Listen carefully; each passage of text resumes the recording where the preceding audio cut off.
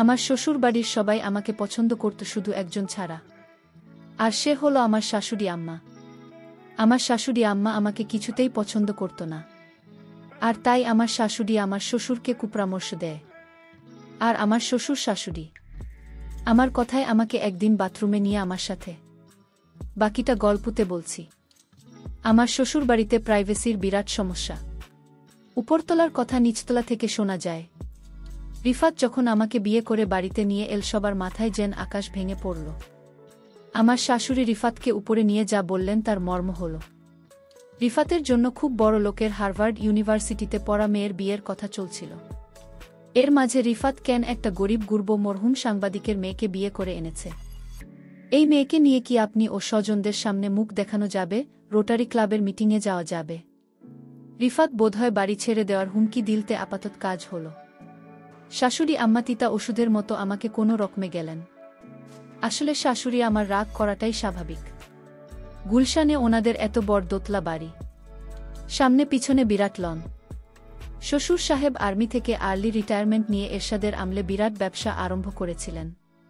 সমাজের রাঘব বোয়ালদের সঙ্গে ওনার যাতায়াত। ছেলে রিফাত 6 ফুট লম্বা, সুদর্শন, বিশ্ববিদ্যালয়ের উচ্চতর কর্মকর্তা। পড়ালেখায় ভালো বলে বিসিএস দিয়ে ইনকাম ট্যাক্সে ঢুকেছে। সেই ছেলে কি না এমন একটা মেয়েকে ঘরে এনেছে যার বাবা তো নেই, আদাবরে কোনোরকম বাড়ি ভাড়া করে থাকে। আমার শ্বশুর সাহেব মনে হলেন না এ নিয়ে বিশেষ ভাবিত। তিনি প্রথম দিন থেকে একটা নিরপেক্ষ অবস্থান নিলেন। আমাকেও দুঃখ দিতে চাচ্ছেন না, আবার শাশুড়ি আমাকেও খেপাতে চাচ্ছেন না। হয়তো কখনো ডাইনিং রুমে আমার সঙ্গে একটু হেসে কথা বলছেন। শাশুড়ি আমায় ঢোকার সঙ্গে সঙ্গে আড়ষ্ট হয়ে খাবারে মন দিলেন। রিফাত সকালে অফিস চলে যায়, বাবা চলে যান ব্যবসার কাজে। সংসারের নৌকায় অস্বস্তি ঝরে তুলতে থাকি আমি আর শাশুড়ি আম্মা। প্রথম 1 মাস শাশুড়ি আম্মা আমার সঙ্গে একটু কথা বলেননি। এমনভাবে দৃষ্টি হানতে মনে হতো আমি কোনো ডাকিনী যোগিনী টাকার লোভে ওনার ছেলের মাথা খেয়েছি। এর মাঝে আল্লাহর বিচার, শাশুড়ি আম্মা হঠাৎ মাথা ঘুরে বাথরুমে পড়ে গেলেন। আমি গিয়ে তাড়াতাড়ি ওনাকে মেঝে থেকে টেনে উঠলাম, কাঁধে ভর দিয়ে ওনাকে বিছানায় নিয়ে শোনালাম। আমি একটা গামছা বরফ ভরে ওখানে চেপে ধরলাম। শাশুড়ি আম্মা খানদানি পরিবারের অভিজাত মহিলা। আমি স্পর্শ করামাত্রই কেমন শক্ত আর আড়ষ্ট হয়ে গেলেন। মনে হলো আমি চলে গেলে বাঁচেন। আমি বরং হাতে নিয়ে বললাম, আপনার অনেক কষ্ট হচ্ছে, আমি আপনার যত্ন করি। আম্মা খুব ব্যথা লাগছে বুঝি? শাশুড়ি আমার শুকনো গলায় বললেন, সুরাইয়াকে ডাকা হোক। সুরাইয়া আমাদের কাজের মেয়ে আজ আসেনি। আমি বললাম, সুরাইয়া তো আজ আসেনি আম্মা, দারোয়ান ভাই আছে, 1 গ্লাস পানি আনা হোক। আম্মা এভাবে প্যাসিভ হয় যে না বলে একটি ভয়ে যে কথা বললে ভাল লাগত। শাশুড়ি আম্মা কটমট করে তাকিয়ে বললেন, পানি আনছে না কেন? আমি পানি এনে বললাম, আমার একটা নাম আছে টুম্পা।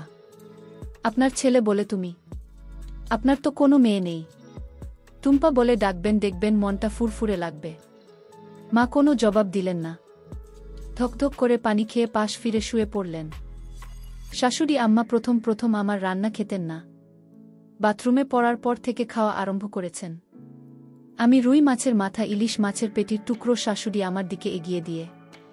শাশুড়ি আম্মা প্রশংসা কিছুই করেন না। আমার শ্বশুর সাহেব কম বেশি শাশুড়ি আমাকে অনুসরণ করেন। সংসারে খামোখা ঝামেলা পাকাতে চান না। সেদিন চিংড়ির দোপেয়াজা রাজি শাশুড়ি আমাকে কি কাজে কিচেন এসেছেন। আমি চাচ্ছি একটু দোপেয়াজা এগিয়ে দিয়ে বললাম, মা টেস্ট করে দেবেন কেমন হয়েছে? মা কতমত করে আমার দিকে তাকিয়ে চামচ থেকে দোপেয়াজা থাকলেন। তারপর বললেন, বাড়িতে নারকেলের পাউডার আছে, ওটা দিয়ে মালাইকারি রেঁধে মজা হবে। যাওয়ার সময় একবার ঘুরে বললেন, এটাও খারাপ না, তোমার বাবা পছন্দ করবেন। আমার নিজের মা খুব সংকোচে মাঝে মাঝে ফোন করেন। আমি যে এভাবে হুট করে বিয়ে করব সেটাও জানতেন না। অথচ আমি এ বাড়িতে আসার 3য় দিন আমার শাশুড়ি আমাকে একচোট কথা শুনিয়ে দিয়েছেন। মা ফোন করলে জানতে চান আমি কেমন আছি। আমি জানাই খুব ভালো আছি। মা কি বুঝলেন কে জানে, মন খারাপ করে ফোন রাখেন। এভাবে মাসের পর মাস কেটে যাচ্ছিল। শাশুড়ির মনের তাপমাত্রা কিছুতেই 0 ডিগ্রি সেলসিয়াসের উপরে উঠানো যাচ্ছিল না। সম্পর্কের বরফ গলতে সময় লাগছিল। অবশেষে একদিন সন্ধ্যায় আমি শাশুড়ি আমার প্রাণ ভোমরা সন্ধান পেলাম। আমাদের বাড়িতে রাত 8টায় খাওয়ার নিয়ম। রাতের খাওয়া শেষ হলে একটু গুছিয়ে আমি সোজা বেডরুমে চলে যাই। তখন থেকে সকাল 7টা পর্যন্ত সময়টা রিফাত আর আমার। এই সময়টা আমি অর্জন করি। সারাদিন শাশুড়ি আমার অবহেলা সঙ্গে করে। ভারতপক্ষে তখন আমি ঘর থেকে বের হই না। আমি আর রিফাত মনের সুখে মুভি দেখি।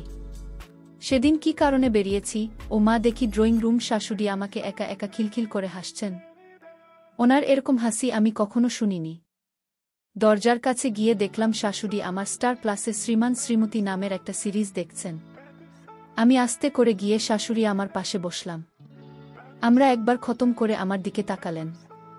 তারপর আবার টিভিতে মনোনিবেশ করলেন। হাসির মুভি তো চাইলেও গম্ভীর থাকতে পারছিলেন না। একটু পর পর ফিক করে হাসছেন। আমিও হাসিতে যোগ দিয়ে বললেন, আমায় দেখে মনীষা এটা কি করল? যাই হোক, আমি শাশুড়ি আমাকে সব সময় হাসি খুশি রাখার চেষ্টা করতাম। কিন্তু শাশুড়ি আমাকে পছন্দ করত না। শাশুড়ি আমার সাথে সবসময় আচরণ খারাপ করে। মনে হয় এ বাড়িতে আমি তাদের শত্রু। আমার স্বামী আমাকে অবশ্যই পছন্দ করে, কিন্তু আমার শাশুড়ি আম্মা আমাকে পছন্দ করে না। এক রাতে শাশুড়ি আমার সুরের সাথে কানাকানি করছে। ফিসফিস করে আমার বিরুদ্ধে কি যেন বলল, আমি তেমন কিছু বুঝতে পারিনি। তবে এর পরদিন থেকে বাড়িতে আমি আমার সুরকে অন্য রকম দেখতে পেলাম। সুর আমাকে আগে যেভাবে বোমা বলে ডাকতেন, আজ আর তার মুখে সেই মধুর ভাষা নাই। প্রতিদিন সকালে নাস্তা করার সময় সুর আমাকে নিয়ে একসাথে নাস্তা করতেন, কিন্তু আজ আমাকে ডাক দেয়া একসাথে নাস্তা করার জন্য। আমি বুঝে গেছি শাশুড়ি আমার কান পড়া পেয়েছে। জানি না আমার সাথে কি হয়। এর পরের দিন আমি আমার রুমে ঘুমাতে গেলাম। তারপর সুর আব্বা গভীর রাতে আমার রুমে প্রবেশ করল। আমি শুধু বাবাকে জিজ্ঞেস করলাম, বাবা আপনি এত রাতে আমার রুমে কেন? সুর আব্বা বললেন, শোনো মা, আমি তোমায় একটা কথা বলতে চাই। তুমি আমার কতটা রাখবে? কি কথা শুরু আব্বা? সুর আব্বা বললেন, শোনো মা, এই বাড়িতে থাকতে হলে তুমি আমার একটি কথা রাখতে হবে। শুধু আব্বাকে বললাম, কি কথা? কিন্তু সুর আব্বা বললেন, অন্য একদিন বলবো, আজ থাক, এখন তুমি ঘুমাও। সুর আব্বার মধ্যে আমি এক অন্যরকম দৃশ্য দেখতে পেলাম, যা আমি আগে দেখিনি। এ বাড়িতে আমি প্রায় 6 মাস ধরে আছি। আজ সুর আমাকে কি বলতে চেয়েছিল তা আমি জানি না। এর 2-3 দিন পর আমি লক্ষ্য করলাম সুর আব্বা আমাকে তার মনের ভিতর লুকায়িত কথাটা বলার চেষ্টা করছে। আমি মনে মনে চিন্তা করলাম, শিশুরা বা কি বলতে চায় তা আমি শুনতে চাই। পরের দিন রাতে আমার শরীরে প্রচণ্ড জ্বর আসছিল, আমার খুব খারাপ লাগছিল। আমার পাশে কেউ নেই, একা একা রুমে জোরে আমি কাকরাতে লাগলাম। এমন সময় হঠাৎ সুর আমার রুমে প্রবেশ করল। আমি শুধু আব্বাকে দেখে চমকে গেলাম। আমি বললাম, সুর আব্বা, আমার শরীরে প্রচণ্ড জ্বর, আমার মাথা ব্যথা করছে। সুর আব্বা বললেন, মা, আমি তোমার মাথায় একটু মেসেজ করে দিই, তাহলে তোমার মাথা ব্যথা কমে যাবে। আমি বললাম, সুর আব্বা, আপনার কষ্ট করতে হবে না। আমি বুঝতে পারলাম শাশুড়ি যেদিন শিশুকে কানে কানে কিছু বলার পর থেকেই সুর আমার সাথে এমন ভালো ব্যবহার করছে। জানি না এটা কি ভালো ব্যবহার নাকি আমার সাথে অন্য কিছু হতে যাচ্ছে। যাই হোক, সুর আব্বা বললেন, মা, তোমার শরীরের অনেক জোর, তাছাড়া তোমার মাথা ব্যথা করছে। আমি তোমার মাথায় ম্যাসাজ করে দিই।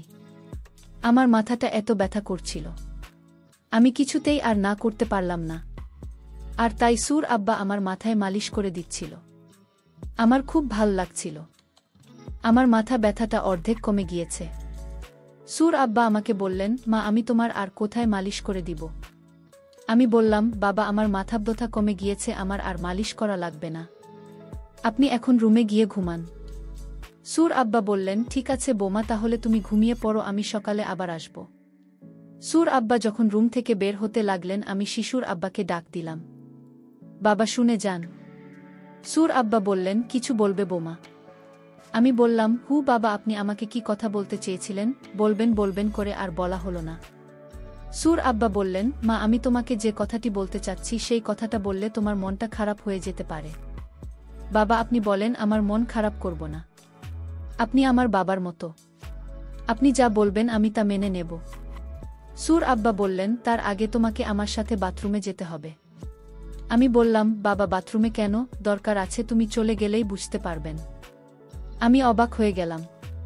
তার কথা শুনে আমি বললাম, ঠিক আছে বাবা, চলেন বাবা।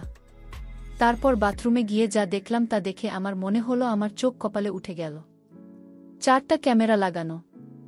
আমি বললাম, বাবা এখানে ক্যামেরা লাগল কেন? বাবা বললেন, তোমার শাশুড়ি আমায় ক্যামেরা লাগিয়েছে। আমি জিজ্ঞেস করলাম, কেন এখানে ক্যামেরা লাগানো হয়েছে? সুর আব্বা বললেন, তোমাকে ব্ল্যাকমেল করার জন্য এখানে ক্যামেরা লাগানো হয়েছে। তোমার স্নানের অনেক ভিডিও তোমার শাশুড়ি আমার কাছে আছে। আমি বললাম, সুর আব্বা, আমি যেদিন প্রথম বাথরুমে স্নান করতে এলাম সেদিন আমি এই ক্যামেরা লক্ষ্য করছিলাম, আর তারপর থেকে আমি বাথরুমে স্নান করি নাই। আমি এই বাড়িতে যে দিন পা রাখলাম সেদিনই বুঝতে পারলাম আমার শাশুড়ি আমাকে এ বাড়ি থেকে তাড়ানোর জন্য আমার সাথে এমন কিছু একটা করবে। কিন্তু আমি তো আর বোকা না, আমিও সতর্ক হয়ে গেলাম। সুর আব্বা আমাকে বলল, তাহলে আমি যে ভিডিও দেখলাম সেটা কার ভিডিও? আমি বললাম, বাবা আপনি ভালো করে লক্ষ্য করে দেখেন, সেটা আমি না, আপনার নিজের মেয়ের ভিডিও। বোমার কথা শুনে চমকে গেলাম। আমার মেয়ের ভিডিও আর আমি চিনি না। সুর আব্বা আমার কথা শুনে দৌড়ে শাশুড়ি রুমে গেল আর বলল, ভিডিও প্লে করো, এটা তো বোমার ভিডিও না, এটা আমাদের নিজেদের মেয়ের ভিডিও। তুমি যার ভিডিও ইন্টারনেটে ছেড়ে বাড়ি থেকে বের করতে চাইছো সেটা তো বোমা না, সেটা আমাদের নিজেদের মেয়ের ভিডিও। সুর আবার কথা শুনে চমকে গেল শাশুড়ি। আমি তখন আমার শাশুড়ি আমাকে বললাম, দেখুন আপনারা আমাকে যতটা বোকা ভাবছেন আমি ততটা বোকা না। আপনারা আমার মান সম্মান নষ্ট করতে চেয়েছিলেন, কিন্তু আল্লাহর কি খেলা, এখন আপনার মেয়ের মান সম্মান নষ্ট হতে চলেছে। শাশুড়ি বলল, তুমি তো অনেক চালাক মেয়ে, আমি ভেবেছিলাম তুমি বোকা, আজ দেখলাম তুমি তো অনেক পাকা একটা মেয়ে। এমন সময় আমার স্বামী আমার ঘরে এসে হাজির। আমাদের কথাগুলো শুনছিল। আমাদের কথাগুলো আমার স্বামী শুনে মাকে বললেন, মা আপনি আপনার বোমাকে এমনটা করতে চেয়েছিলেন। আপনার বোমাকে পছন্দ না হলে আমাকে বলতেন, আমি বাড়ি থেকে আমার স্ত্রীকে নিয়ে চলে যেতাম। তখন হুট করে শিশুর বলে উঠল, তোমার মা ছিল এই বাড়ি থেকে কিভাবে বোমাকে তাড়ানো যায়? তোমার মা আমাকে কান পাতা দিয়ে বলেছিল, এমন কিছু তোমার স্ত্রীকে খাওয়াই যেন সে তিলে তিলে মারা যায়। আমার পক্ষে এটা করা সম্ভব হলো না, কারণ আমার তো একটা মেয়ে আছে। আমি বোমার প্রতি এমন অত্যাচার করতে পারলাম না। বোমা যেদিন জোরে তরতর করছিল, মাথা বোথায় কাকড়া ছিল, সেদিন তার মুখখানা দেখে আমি তার মাথায় পড়ে যাই। আর সেদিন থেকে সিদ্ধান্ত নিই, এই বাড়ি থেকে আমি বৌমাকে কিছুতেই যেতে দেব না। সুর আব্বা বললেন, পরের মেয়ের ক্ষতি করতে গিয়ে এখন নিজের মেয়ের ক্ষতি হচ্ছে। সুর আমার স্বামীকে বললেন, বাবা তোকে আমি গুলশানে আরও একটা বাড়ি কিনে দিচ্ছি, তুই সেখানে বোমাকে নিয়ে চলে যা, নতুন করে সংসার শুরু করে। শাশুড়ি আম্মা তখন হাউমাউ করে কান্না করে বলল, আমার ভুল হয়ে গেছে বোমা, তুমি আমায় ক্ষমা করে দাও। আমি বললাম, মায়েরা কখনো ক্ষমা চাইতে নেই, মা আমাদের সাথে আপনিও থাকবেন এটাই আমি চাই। প্রিয় বন্ধুরা, তোমাদের কাছে গল্পটি কেমন লাগলো তা কমেন্ট করে জানাতে ভুলবেন না। আর এরকম নতুন নতুন ভিডিও পেতে আমাদের চ্যানেলটিকে